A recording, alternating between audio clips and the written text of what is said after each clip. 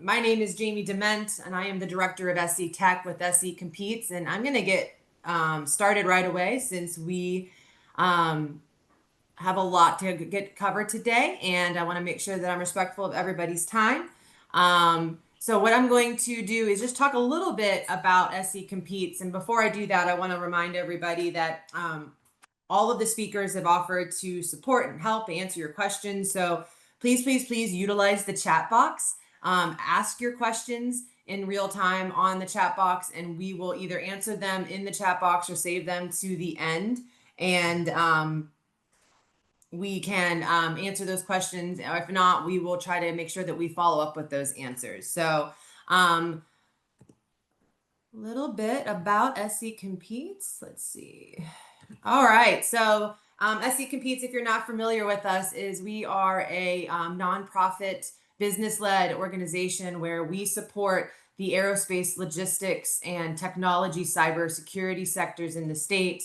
And we really do that through three lens and a lot of our different signature initiatives. And like I said, I'm going to go through this quickly today, but we do our work through actionable research, industry cluster support, and workforce innovation. So the actionable research part, I'm not going to go into too much because you're going to hear a lot of that today already when Marcel and Kelly speak later today.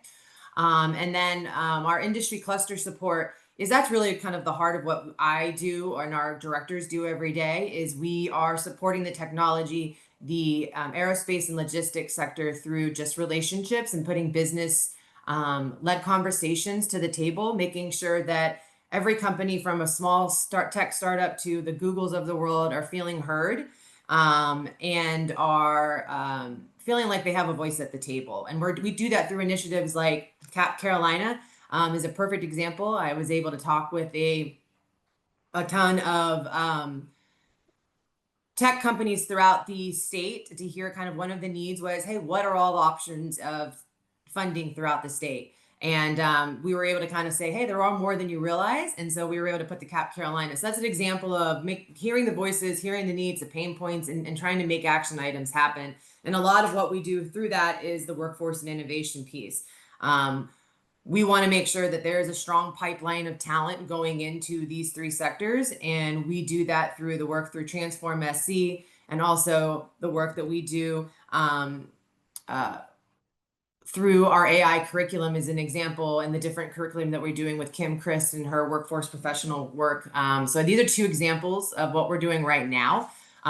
This is just one small piece of the work that you'll see us doing, but these are also two different ways that if you would like to get involved in the work that we're doing, we're always looking for mentors and volunteers and companies that are willing to share their story and time, especially in the pathways of AI and cybersecurity. What are the big needs? What are the pain points of a company and how do they need to react to AI? And maybe even how do they bring cybersecurity into that? Robotics. How is AI going to change the world of agriculture? I think is a perfect example. And how can kids get their hands on that understanding? So if you are interested in any volunteer opportunities, please reach out to me and let me know, and I can connect you to the right people, and we can kind of make those connections. And also, a perfect time to volunteer would be this September. We're looking for mentors on September 9th as we do an Ask Me Anything Day up in the Greenville area.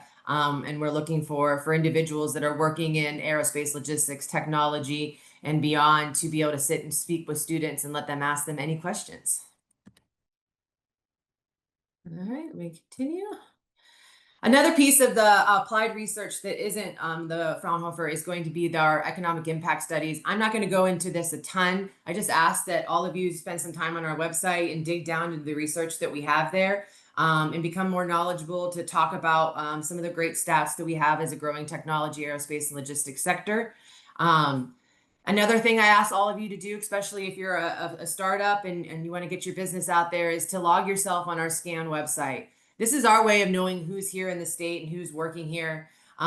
We want to make sure that if a NACE code isn't logging you, that we're logging you. So we're understanding what kind of technology, especially that you're working in. And so please take their time today and add yourself, share the SCAN website with your networks, and let's get more people on the site. So really, I wanted, like I said, I kind of blew through our part because we have so many really fantastic speakers today, and I want to give them all their time. And so if you have any questions from me, I will add my contact information in the chat, and please reach out to me. I'd love to spend some time to meet with you. That's my favorite thing to do is connect and meet with everybody in the area. And so with that being said, I'm going to start with our next speaker. Just a reminder, please, please, please put all your questions in the chat box. We will get to them, hopefully. We like to make this a really open conversation. So what we'll do is we'll go through all of our speakers and then end with the Q&A and pull those from the chat or answer them in real time in the box. So please help me in welcoming Harold, who's going to be our next speaker. And Harold, just let me know next slide when you're ready for me to go there. Awesome. I'm ready. Can you hear me all right? Yes. Excellent. All right. Good morning, folks. My name is Harold Hughes. I am a South Carolina raised entrepreneur, angel investor, and community builder. And when it comes down to capital, there's going to be lots of different smart people who tell you all the different things from a business building standpoint that you can use to advance your business. Particularly for me, I talk about social capital. I consider myself a social capitalist, and I want to talk to you a little bit about how you unlock social capital to advance your business, whether it's a startup or any type of organization that you're leading. Next slide. So there are lots of different types of capital as we've already covered here, and I know we're going to hear from some amazing speakers that come into this.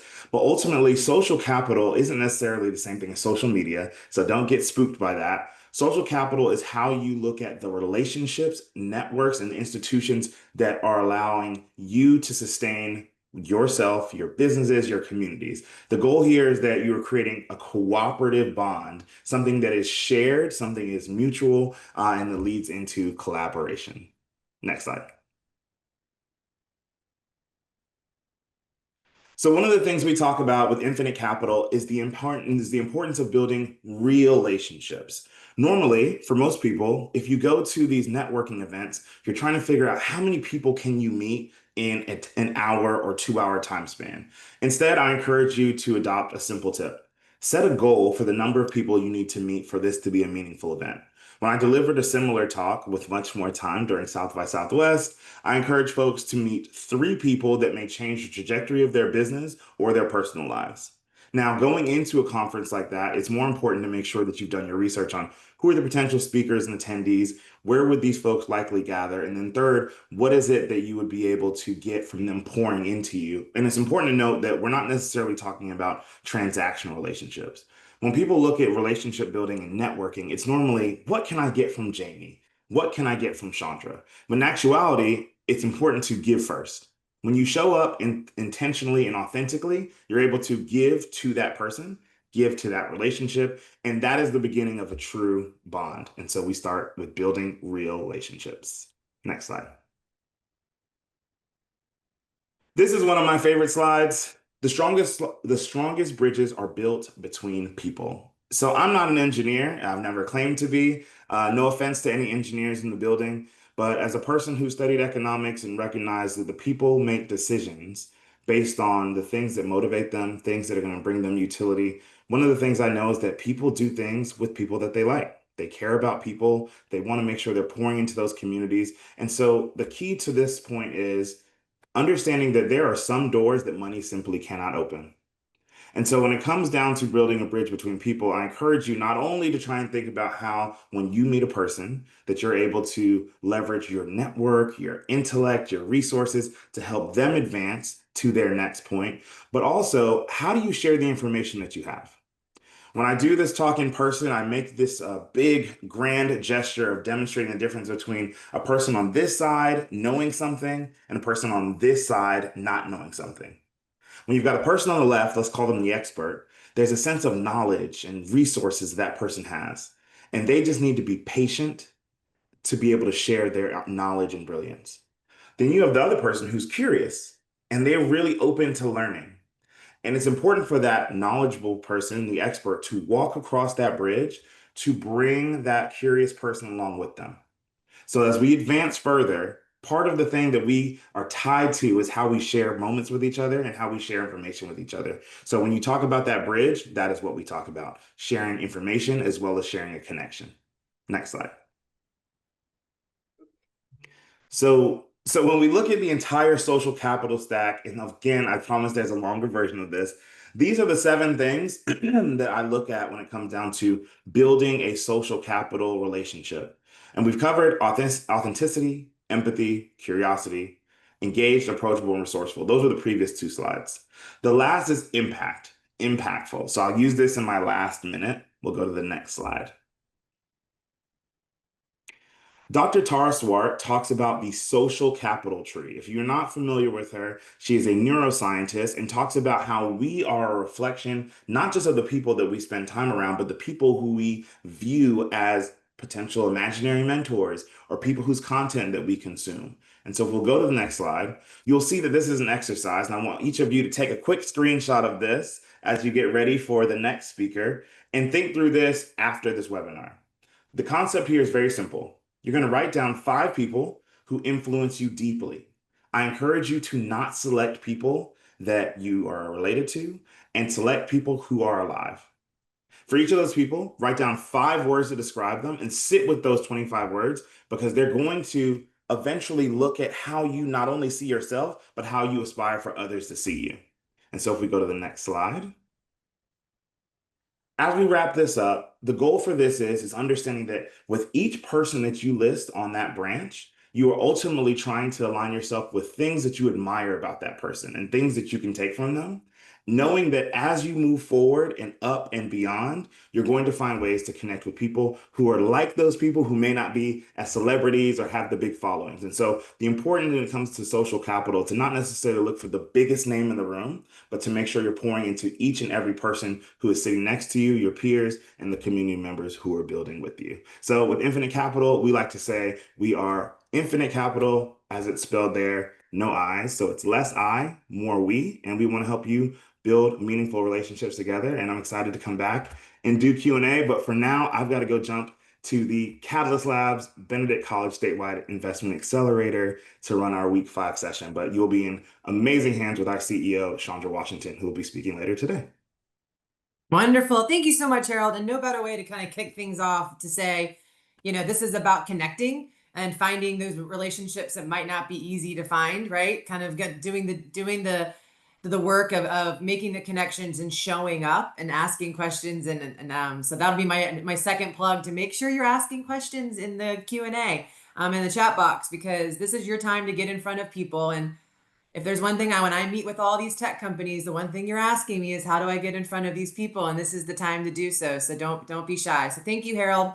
And I'm excited to introduce Meghan Corsello. If you haven't met her yet, she's newer to the SCRA team. She's based in the Charleston area and is just been a fantastic resource. And so I'm really excited to have her talk about the work that SCRA is doing. So I'll lean it over to you, Meghan. Yeah, thank you, Jamie. Hi, everyone. My name is Meghan Corsello. I'm a senior investment associate at SCRA, or the South Carolina Research Authority. Next slide, please. SCRA is a public nonprofit chartered by the state of South Carolina, and our mission is to fuel innovation in the state. So we do that in a few different ways. We have one team that works with academia, all the colleges and universities here in the state, to help them commercialize their IP. Professors and students are really great at research and discovering new treatments and technologies, and we are good at helping them take those things to market. We have another team that works with big industry here like Boeing, Bosch, BMW. When those companies are looking for new technology or specific types of talent, we help them find or bring it here to South Carolina. And finally, we have my team, SC Launch, which is focused on entrepreneurship. We find and meet with startup founders who are trying to grow businesses here and provide them with the resources they need to succeed in South Carolina. All of our teams have members across the state. We're based primarily in Charleston, Columbia, and Greenville. Next slide. Based on a combination of what types of companies have historically been successful in South Carolina, as well as what industries we want to bet on in the future, we are focused on helping companies in the following categories: life sciences and health tech, advanced materials and manufacturing, clean tech, resiliency, and sustainability. And finally, IT is kind of like our catch-all bucket. It's kind of helpful to think of it as B2B SaaS, vertical SaaS, or AI would fall in that bucket as well. Next slide. So in order to take advantage of all of the resources SCRA provides, you need to become a member of SCRA. Membership is free, however, it is competitive. and there is criteria to qualify. So we maintain less than 200 member companies across the state, across all the industries that I just mentioned, and we net about 30 new members each year out of about 3 times that many applicants. In order to qualify for SCRA membership, you must be based primarily in South Carolina with the majority of your team located here. You must also be selling some sort of technology or innovation to businesses. So we're not focused on consumer technology. With the exception of life sciences companies, you also need to have some sort of traction, typically in the form of revenue, when you become a member. And we want to see some indication that people are willing to buy what you're selling and that you've kind of proven that your idea has some merit. Additionally, member companies must have what we call venture potential. This means that you have plans or opportunity for high growth. Think at least, $50 million in revenue. These types of companies are attractive to investors. They also create high-paying jobs, bring additional capital to the state, and have defensible moats or IP. Our ultimate goal is to invest in our member companies through our investment affiliate, SC Launch Inc., which my colleague Matt Bell covered in the first Cap Carolina session. When companies we invest in do well, we're able to continue to invest the returns from those companies into new companies, creating an evergreen fund. And finally, since we have our charter from the state, we are not allowed to accept any companies that deal in vices, so no alcohol, drugs, or gambling, for example. Next slide. Once you become a member of SCRA, we provide a variety of resources, including advisory and mentorship, introductions to our network, space if you need it, discounted services through some of our alliance partners, and capital, which I'll touch on in a minute. Our team has a breadth of experience in startups, venture capital, and commercialization, and we specifically have team members who have built, scaled, and exited their own companies before. All of our team members are available as mentors for our member companies, and we all are happy to make introductions to other individuals or organizations across the state who can help companies at different stages of company building. Our facilities team manages both office and wet lab space across the state, which are both available at or under competitive market rates for our members. Next slide.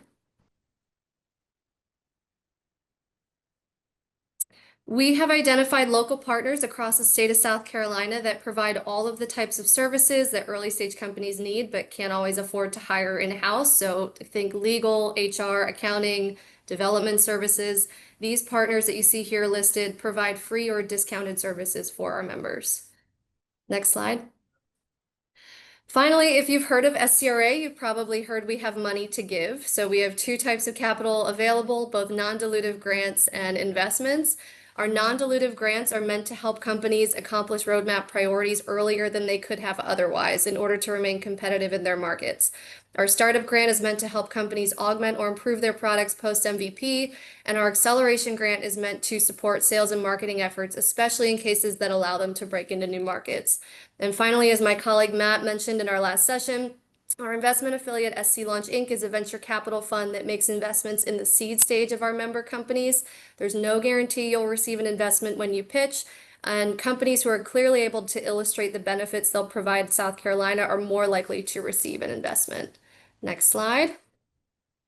Hopefully, this cleared some things up about SCRA. I know there are a lot of 4-letter acronyms in the state, and it's sometimes hard to keep them all straight, but if you have any questions or believe you might qualify for membership, please feel free to shoot me an email.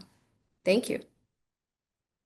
Fantastic. Thank you so much, Megan. You really did a wonderful job of really narrowing down and locking down what SCRA does, as you guys do so much for the state. So thank you for your time. If you have any questions for Megan, obviously you can put those in the chat. I do know she might have to get off for a little bit, but hopefully can get back on. So thank you again. And now I'm really excited to send it over to a couple of colleagues of SC Competes through the SC Fraunhofer USA Alliance. So I will let Marcel and Kelly take it from here. Good morning, everyone. I'm Kelly Baird, and I am with SC Competes. Before we get started, I just want to thank all of my colleagues and particularly Jamie for organizing us today. It's so great to see all of you here. We are excited to have so many organizations present. Next slide, please. On the behalf of the state of South Carolina, we at SC Competes lead the SC Fraunhofer Alliance. It's a unique organization for our state, and it's a program that we're excited to share with you. Next slide, please. So let me introduce my colleague, Marcel Schaefer. Hey, good morning, everybody.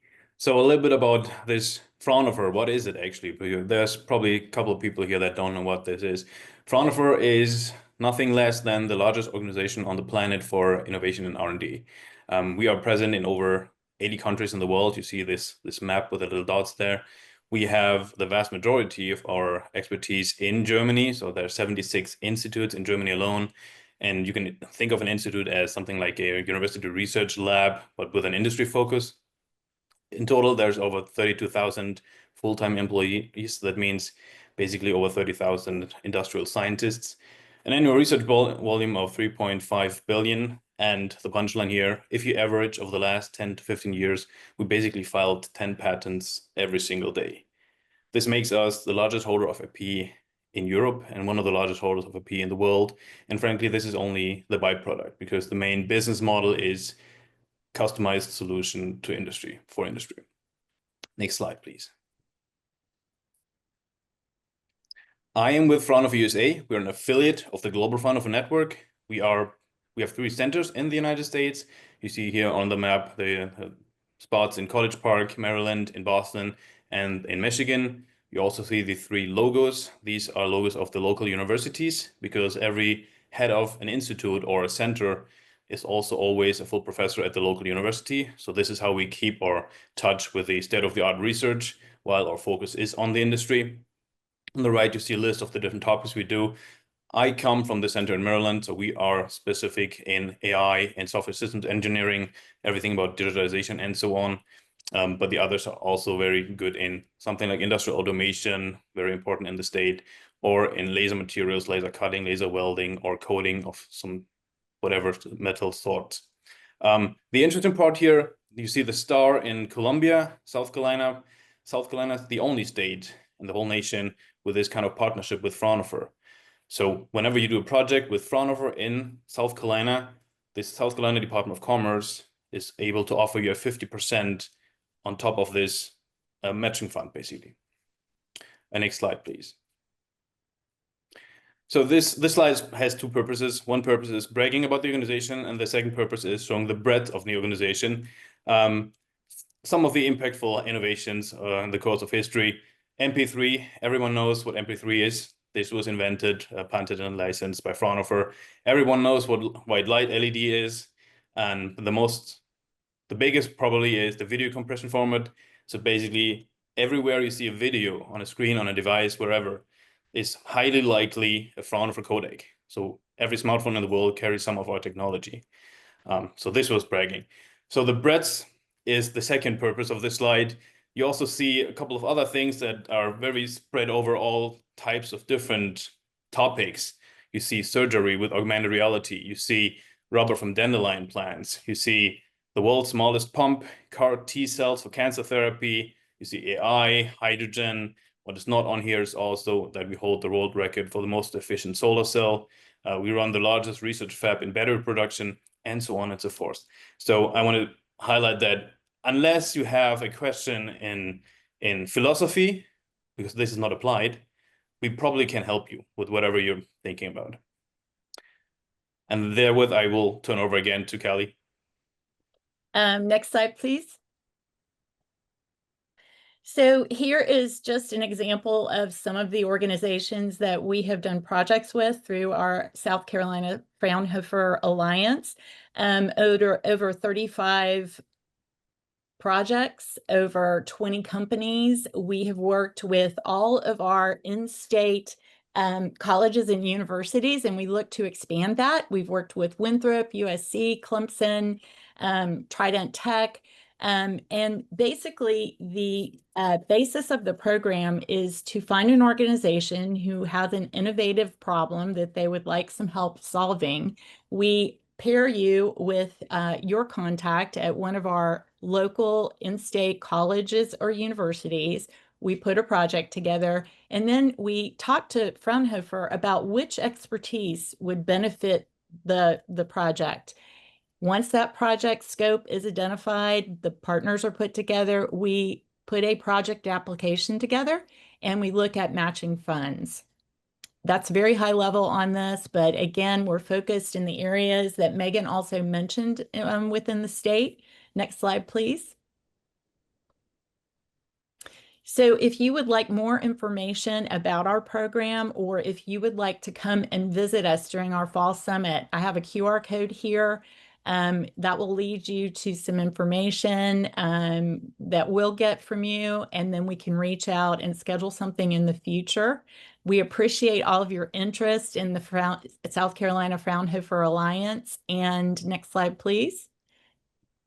If you'd like to reach out to either Marcel or myself, our emails are listed here, or put a question in the chat and we'll look forward to answering that for you.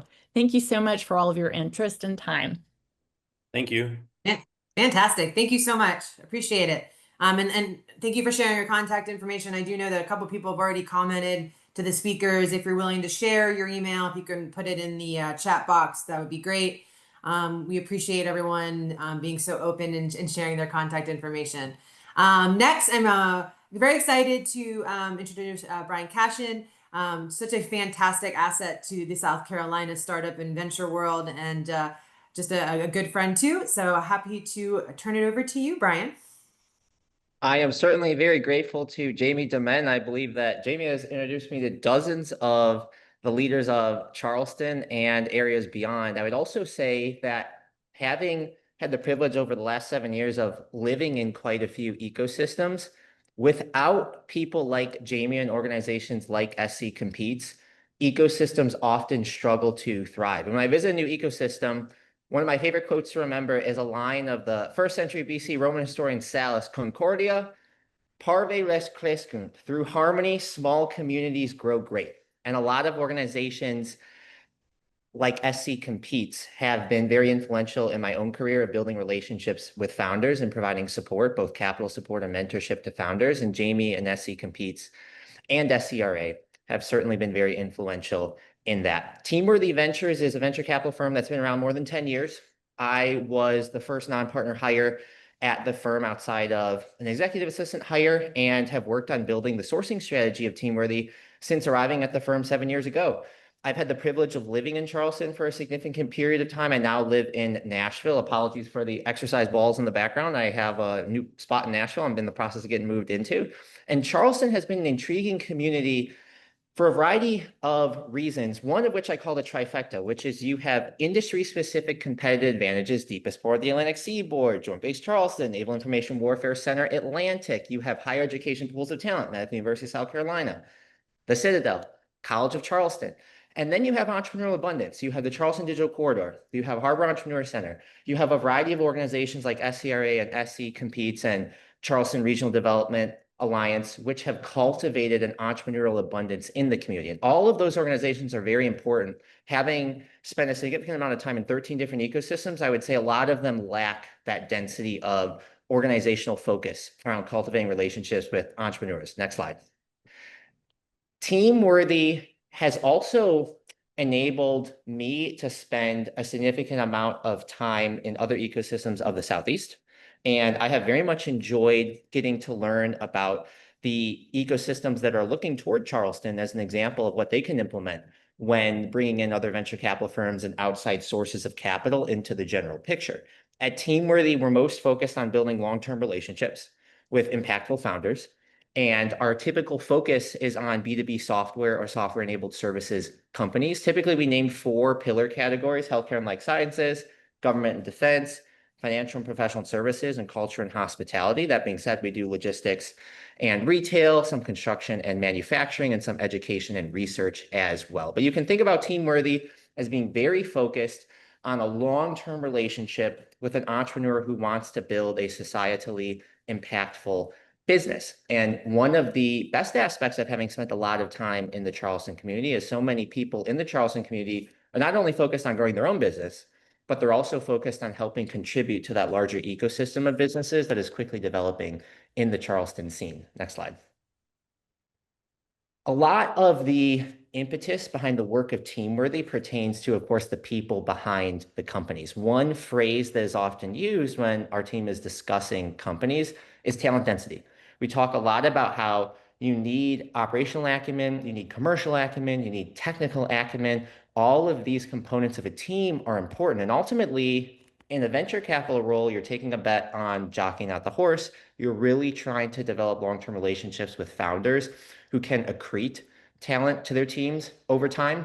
And even if they don't start out with the best technology or the best business plan, if they are truly ingenious individuals who are of high integrity, they will build the best businesses. And so oftentimes, having just been on the ground in a lot of these ecosystems, the goal is not so much to find the company that has at the very moment the best business plan and best technology, but rather the people who are most motivated, most competent, and most ultimately possessive of the capabilities they will need to apply over the next 10 years to make that company a true success story for their industry, for their geography, and ultimately for their underlying mission behind the company. A lot of the phraseology of our investing pertains to mission. And a lot of times the people who are most mission driven end up becoming the most successfully proven entrepreneurs from a financial perspective over time as well. One of these graphs just pertains to the simple idea that you have a lot of productivity trends related to talent density. And when you look at companies like a Netflix of the world, you understand that a lot of their methodology comes from the success of Henry Ford at Model T, building at Ford the Model Ts starting in 1908. A lot of the assembly line process, of course, related to the idea that you need really competent people and a lot of them in a standardized process to get a lot of things done. And as the success of venture has proliferated over the last 50 years, venture capital only started in the United States in a formal sense in the 1960s. A lot of firms have, of course, gravitated toward a people approach. I'll just mention also one schema that's often said in venture is, what do you actually focus on? And the initial venture firms that became thought leaders had their own strategies for that. So Kleiner Perkins, run by Tom Perkins, was most focused on the technology. Arthur Rock at Venrock was most focused on the people. Don Valentine at Sequoia was most focused on the markets. Obviously, the best venture firms want you to have an excellent team in a very good market with excellent technology, but it does start with the people. Next slide. The talent density of organizations is constantly a topic, as mentioned, of our discussions. And pertinent to Charleston, what has been nice is the ability, through the help of people like Jamie, for me to identify the talent pools of Charleston. I'm a personal investor in a company called QuickStarterX, and I will be in Charleston tomorrow for the board meeting there. And that's an organization which stemmed from the talent of the Medical University of South Carolina.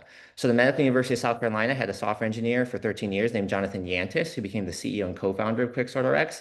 And his co-founder, Matt Hebert at QuickStarterX, was for 7 years leading pharmacy informatics at the Medical University of South Carolina. The talent density of Quicksort was immense, even from the days of just having the nucleus of Jonathan and Matt, because Jonathan had software engineering acumen, Matt had pharmacy informatics acumen, and now they have built software through which large health systems are purchasing medication. So they had a very good foundation of talent on which to build a data science team, a software engineering team, and a commercial team. There's no coincidence that Netflix has been focused from the outset on talent density. And a lot of the best stock picks you could have made over the last 25 years have, of course, been companies that have focused from the outset on talent density. So for any founders who are looking for venture capital, always remember that representing the talent density of your team and the complementary of your skill sets is the best way to attract a lot of venture investors to your story.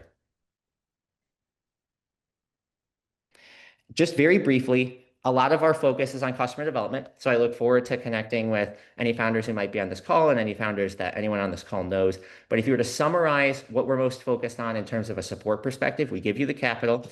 We facilitate the way that we develop your relationships with customers, help you get higher contract values, help you get longer term contracts, help you identify the buyer persona and user personas that you focus on most. And by doing so, we try to help your overall arc of the business improve. We try to improve the quality of revenue so that you increase the multiple at which you will be valued. And of course, our focus on character, integrity, good decisions underlie all of our processes. Next slide. And just 3 quick points to make in these last 3 slides. The investors as partners is a mantra you'll hear us say a lot. So we're focused on customers, partners, and talent, and how we can bring those into communication with the companies we work with. Next slide. 2 simple case studies to end us off. Capsule is a company that provides software to health offices, specifically physician offices that want to prescribe medications direct to the homes of their patients. And so they are now in many of the NFL cities. They started in New York. They are a company that started with a high talent density, and they're looking to expand into many of the markets of the Southeast with which we are all familiar. It's a success story where we were able to get involved early, able to build a very productive relationship with the CEO, and then able to be a partner for the business over the long-term trajectory it has pursued. Last slide.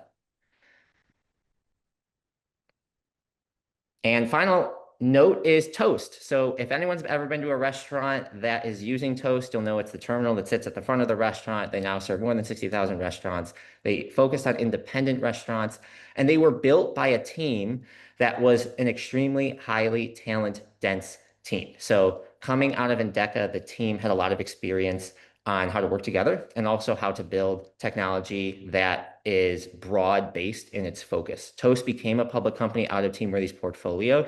A roughly $3 million investment resulted in a roughly $48 million outcome.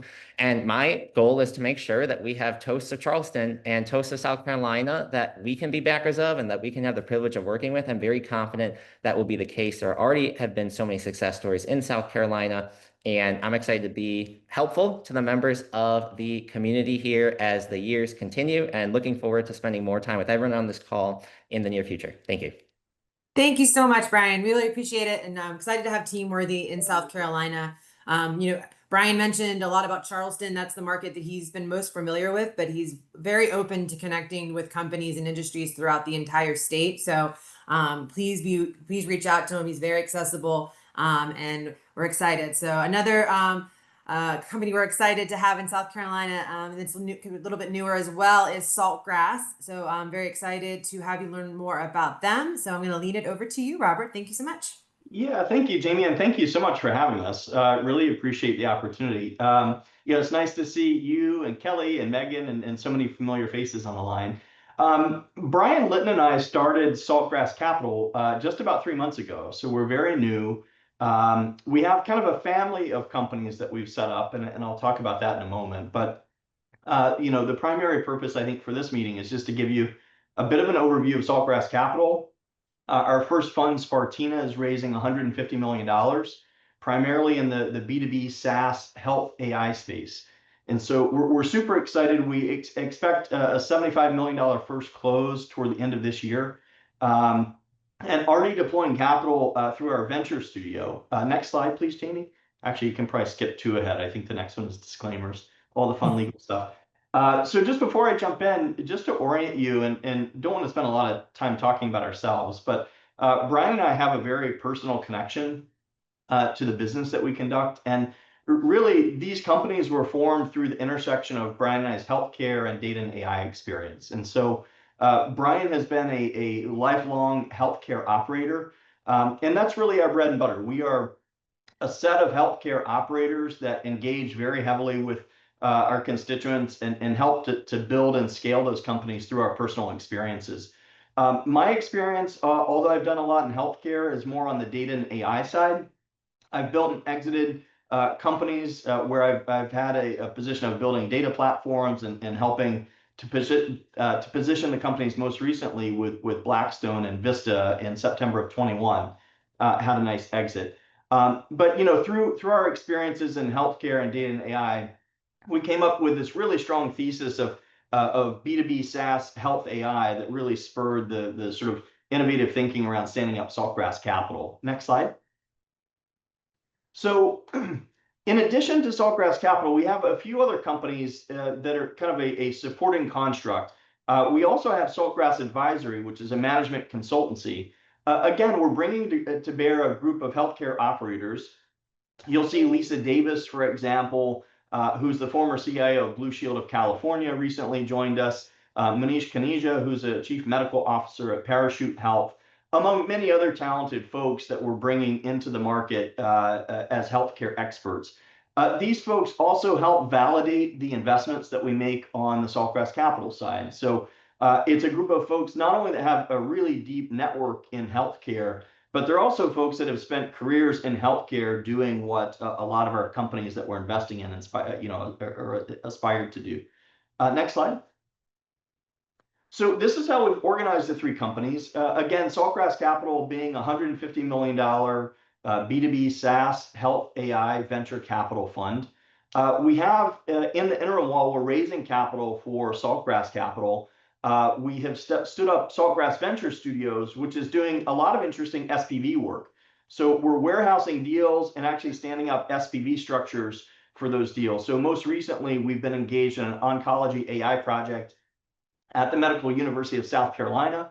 We're working with some of the folks on this call actually to fund an SPV and spend this academic invention out into a NewCo. So that's just one example of what we're doing through the Saltgrass Venture Studios, which is really exciting. We've been really thrilled with the work at Medical University of South Carolina, have built a really great set of state-based relationships there.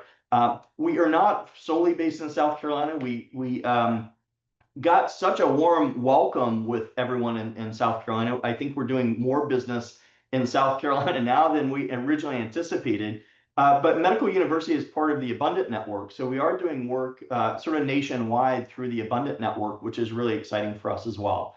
The last two entities, I think I mentioned the advisory, sort of more traditional management consultancy.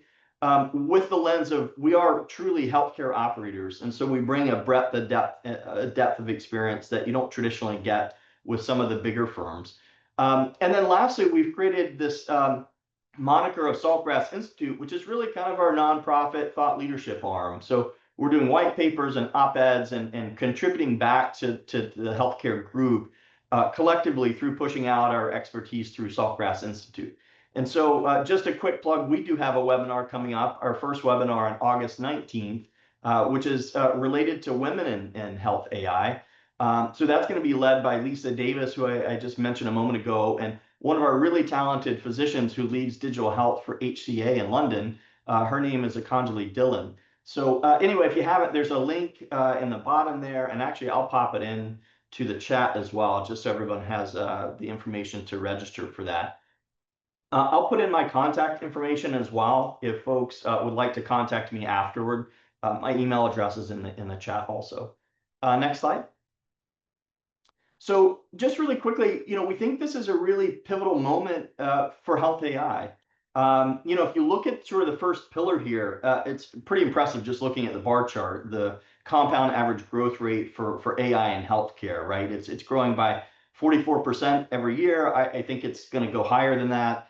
And if you look at sort of digital health as a collective whole, the third pillar, this was a Q1 report from CB Insights. It's actually, I think this, and it's a little small at the bottom, but it's indicating that AI deals represented 60% of digital health funding.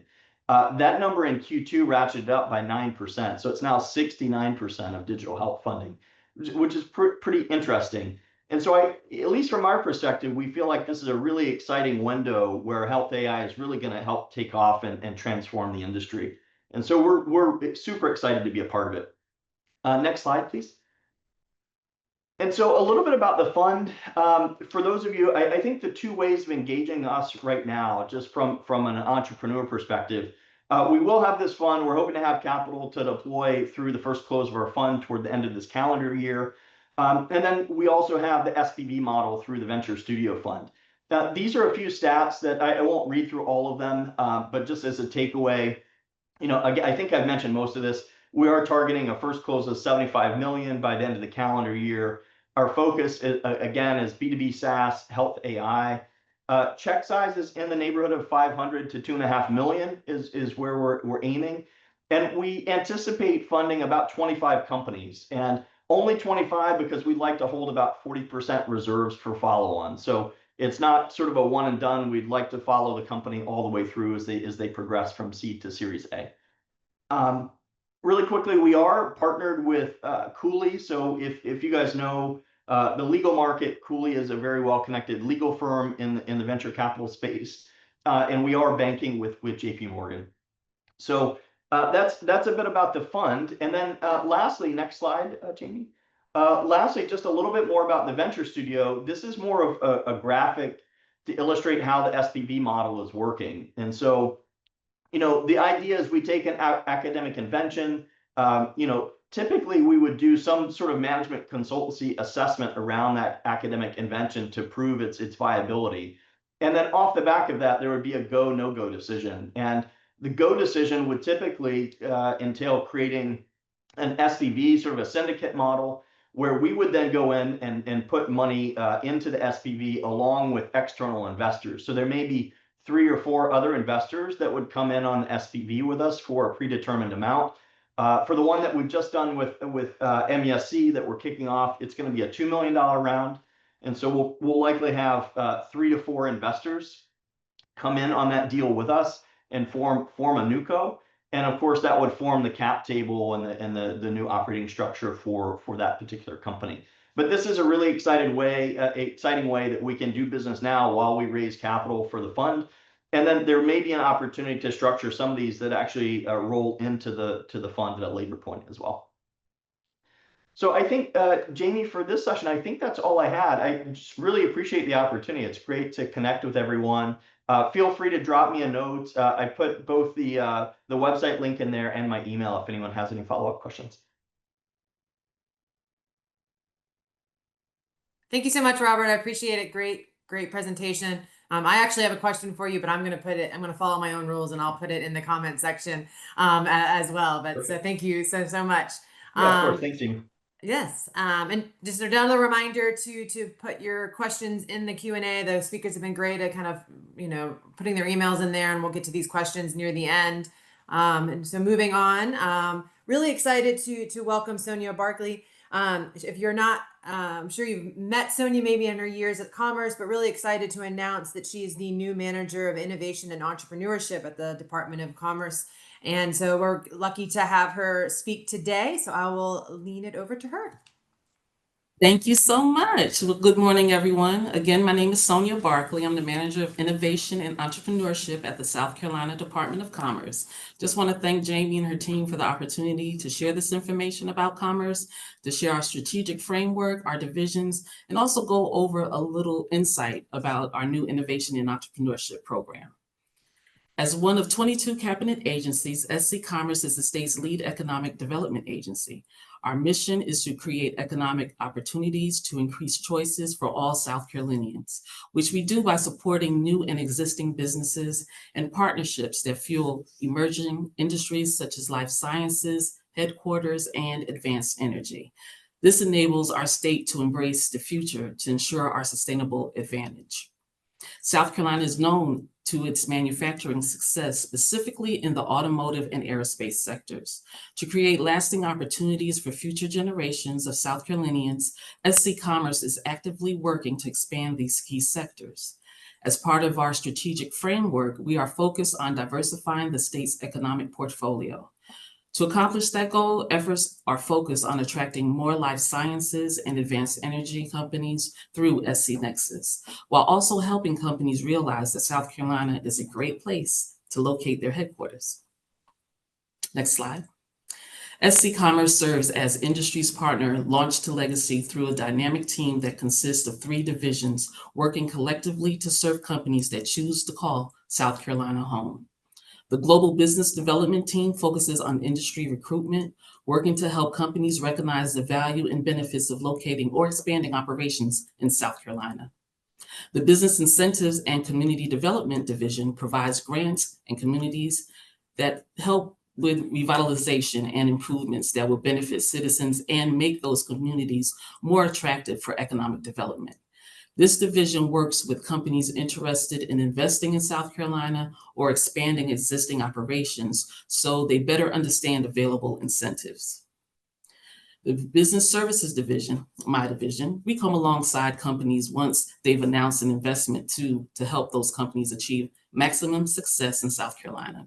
The division provides a comprehensive range of services to support businesses in areas such as emergency management, electric vehicle coordination, existing industry support, industry liaison, innovation and entrepreneurship, recycling, supplier outreach, and trade. Whew, okay, so on the next slide, you will learn more about the I&E team. The small business and innovation teams are now consolidated into a single innovation and entrepreneurship team, also known as the I&E team. Our purpose is to cultivate the right environment to attract, grow, and retain entrepreneurs and innovation-driven companies in South Carolina. How do we do that? Well, we act as ecosystem architects. We identify gaps in the innovation and entrepreneurship ecosystem, and we work with external entities to design and fund programs that come to close them. The work remains relatively the same. We help both traditional small businesses and innovation-based companies, and this approach enables a more focused and strategic approach to innovation.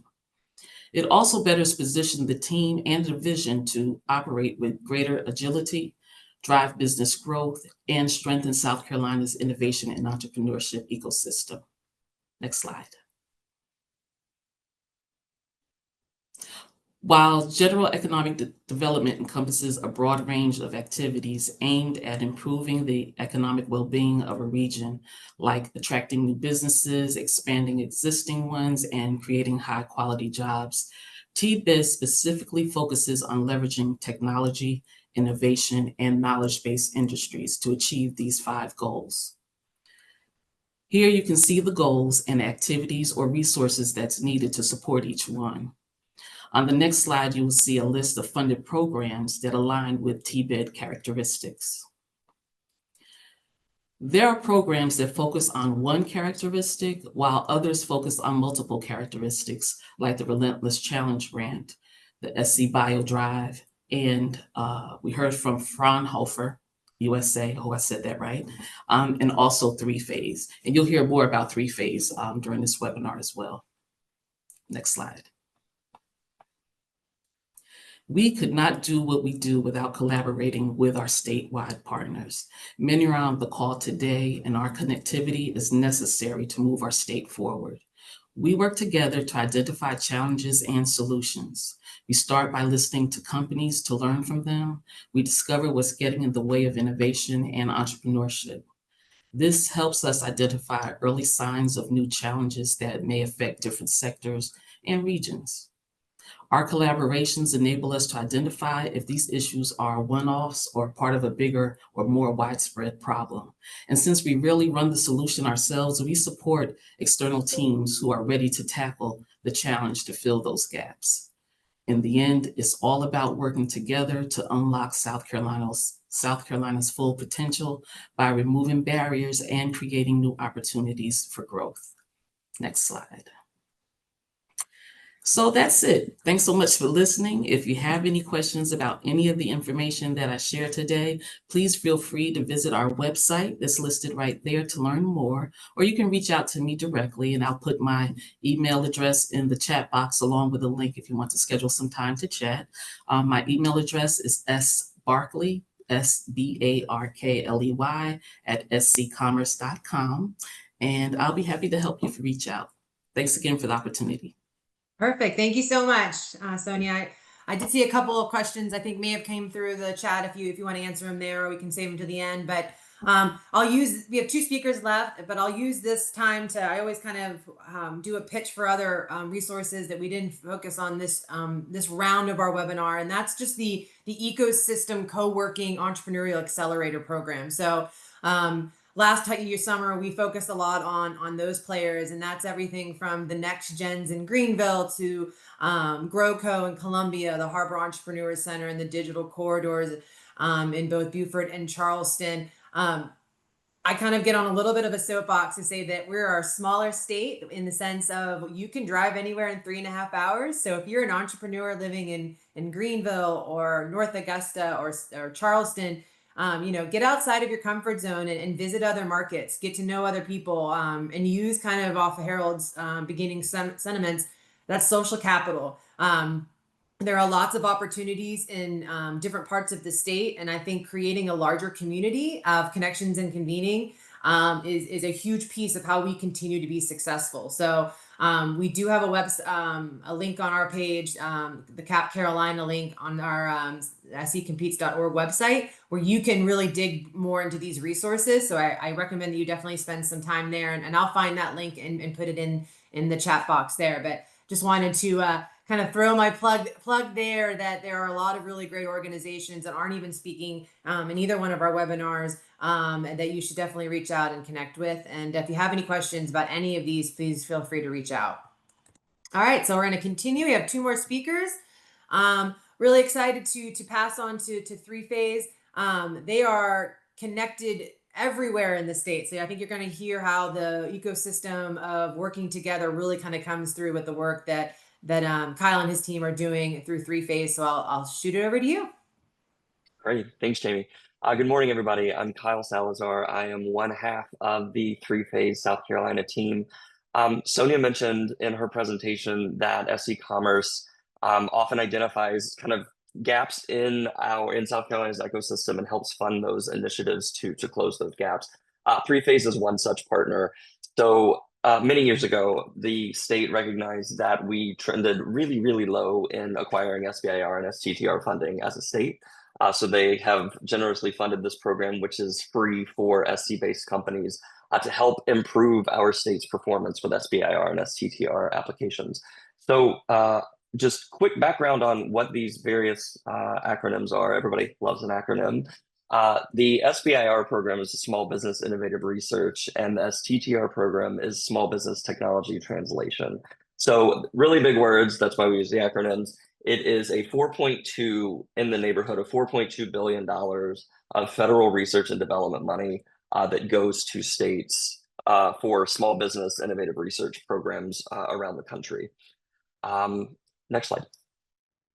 So the best thing to know about this is non-dilutive funding, which means you don't have to give up equity to take these funding from federal agencies. There are 11 federal agencies currently that participate in this program. It's congressionally mandated that any agency that has a research and development budget over $100 million sets aside a specific percentage of their R&D budget to fund research, small business research-based companies. So they're really competitive programs. Nationally, the average win rate for a first-time application is between 7 and 12%, which sounds really low, especially when you consider the amount of effort and energy that it takes to put one of these applications in, which we can talk about a little bit later in the deck here. Our goal is to make that process as streamlined as possible. So the first step is making sure that you're eligible to participate. The biggest concern is being a small business. Obviously, it's they don't fund nonprofits. It is a business-related program. Having less than 500 employees is usually a pretty easy metric to reach, especially for our South Carolina-based companies. It gets a little questionable, and there's some discernment when they're venture or private equity funded groups. There's some nuance in there that we can help figure out and untangle whether or not your company would be eligible. Independently owned and operated in the US is becoming stronger every day, a metric by which they measure these. 4 and 5, it just depends on who's working where and which of those grant vehicles is best for your company to apply to. This gets into kind of the minutia that we can talk through on a one-on-one basis. One of the biggest ones is that 51% of the company has to be controlled by US citizens or permanent residents. That is a continuing focus on each of the federal agencies. And number 7 is a really important one these days. The research has to be performed in the US. In prior iterations of this, there were opportunities to fund outside the US, like research entities and contract research organizations and things, and that has shifted quite quickly. So if you or companies that you work with meet these eligibility criteria, all the rest we can pull out in a conversation. So we encourage you to reach out and have an individual conversation with us when the time is right. Next slide.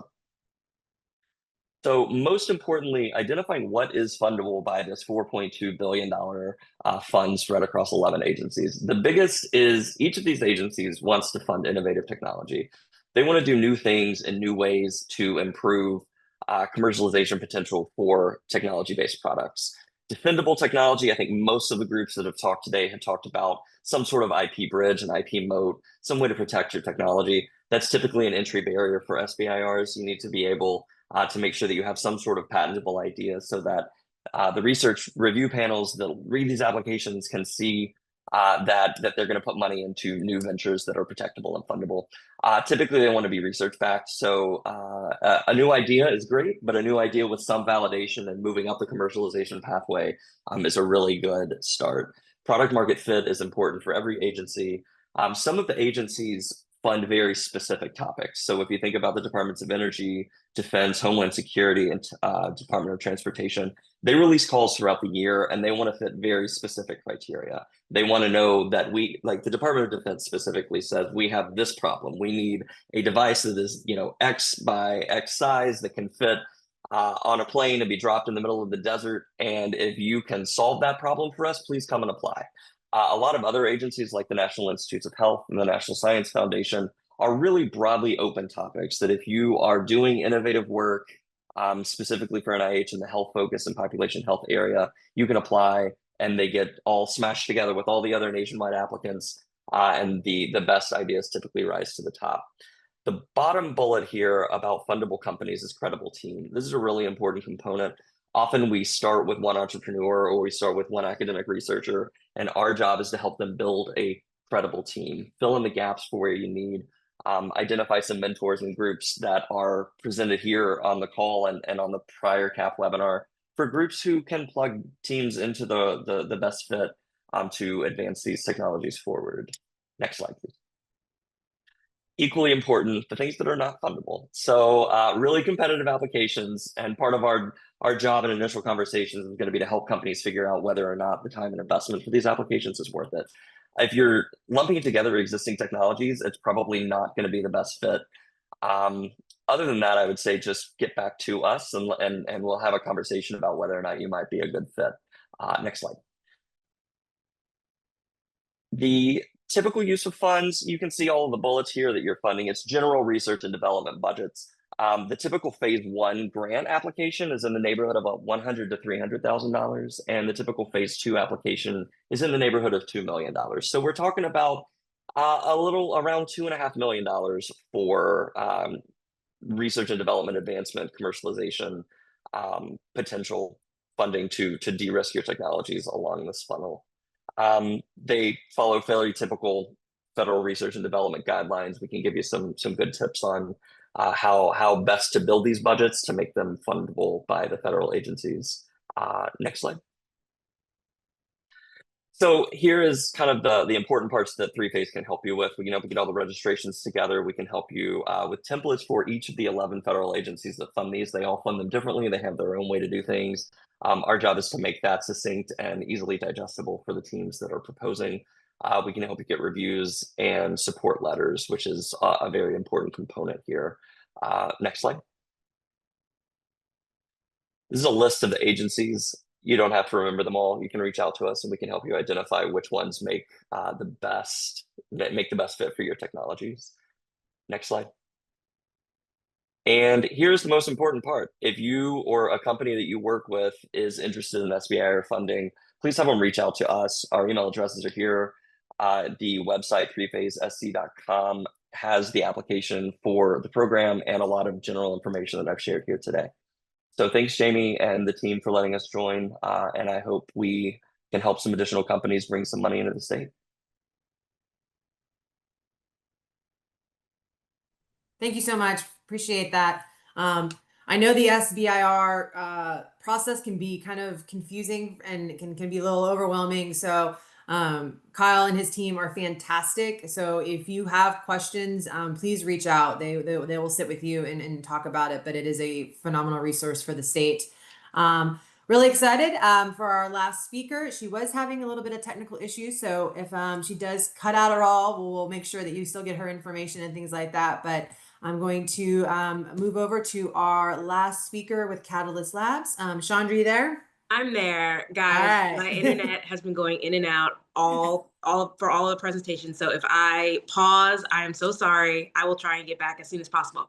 But my name is Shondra Washington. I'm the CEO of TBC Capital. I'm also the co-founder and CEO of Catalyst Labs. My partner, Harold Hughes, spoke earlier today, and he talked about social capital. And we're going to talk about I'm going to talk about what I've seen working with Benedict College and running the BCSIA Accelerator in South Carolina. You can go to the next slide. Okay, so we all know that funding typically goes to the very big tech hubs. So we're looking at San Francisco, we're looking at New York. And so one of the things that we've seen by running Catalyst Labs and running the BCSIA is that even though founders have, there's limited investor density, it's harder to find mentors. It's also harder to find folks that understand the VC landscape. There's lower visibility. The one thing that you need to do is go to the next slide and I'll tell you what that is. Ask for more. So I want to make sure that the founders that are running businesses, wanting to start businesses, especially tech companies, are really thinking through the capital that is necessary to grow that business to the billion-dollar scale that VCs are looking for. And of all the work that we've done in the state, what we've seen time and time again is that founders are not asking for what they really need to build a business of scale. So I want to make sure that people or that founders are taking the time to, one, do the exercise needed to understand what actually you'll need to, what capital you'll need to actually build your business, and then also ask for that. So don't think that you can ask for 25K to last you for 6 months if you're trying to build a unicorn. You can go to the next slide. Okay, so here's some of the stages to think through as you are raising money or going out to investors. So, and I will add the caveat that these stages nowadays are all over the place. The market is all over the place. And so, yes, I am giving you a framework, but honestly, I would suggest that you do the work necessary to understand how much you actually need. So you really need to do a use of funds to understand what you will need for the next 18 to 24 months, and then just raise that amount without actually naming the stage that you're in. The reason why there are all of these stages, or I guess there's only 3 here, but the reason why there are stages is so that it's very easy for you to understand what your traction should be, what your revenue level should be. So it's a way of benchmarking companies in different industries. So we have here the pre-seed, seed stage, some ways that you can fund this. Also, I didn't mention family and friends, but the ways that you can fund your company at these stages are grants, angels, family and friends, also accelerators. The accelerator BCSIA offers a dilution-free capital investment into your company. There's the early growth stage, which again, because there are the market is just not what it used to be. Instead of, series, the different series are in the different raises that are happening in those series. So series A, B, C are all not what they used to be. And so if you're in the early growth stage, you can think about going to seed funds. You can think about venture debt. You can also think about going to micro VCs. And then as you're scaling, that's when you want to go to those series A+ investors. There may be some strategic partners that you could go to if there are acquisition targets. Some of those targets may be willing to invest some growth equity. So there's different options for you as you're going through and building your company. Next slide. Okay, so we can skip this slide. All right, so now we want to talk about what investors actually want and what they want to see. They want to see traction, right? And that looks different for the different stage that you're at. So 1 minute remaining. Okay, so one of the things that you can use as traction is revenue. You could use users. You could also use wait lists. The earlier you are, revenue becomes something that we understand you may not have at the beginning. Then you also want to make sure that you are a coachable founder, and you want to make sure that the company that you're building, the product that you're building has really fast growth potential. Next slide. Okay, so here are some things that you just want to make sure that you are hitting and knowing as you're going out and talking to investors. So you want to make sure that you know your stage only because you want to be talking to the right people. If you are a company that is just starting out, a founder that is just starting out, going to a Series A investor probably doesn't make sense because of the math needed for that Series A investor to return capital to their LPs. You also want to make sure that you are building investor relationships before you actually need them. So what we talk about in the BCSIA, in the curriculum, in our workshops is really making sure that you are communicating with investors as soon as possible.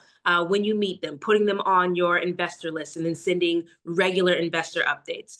You also want to work backwards. So this is also part of thinking about your use of funds, making sure you know what you need from a business and an operational standpoint, and then going out to investors to make sure that you are getting the capital necessary in order to build your business. The other thing is you want to, especially in the market the way it is now, you really want to think about mixing your funding types. So is there a little bit of grant money that you can get? And we had some folks on the call today talking about that.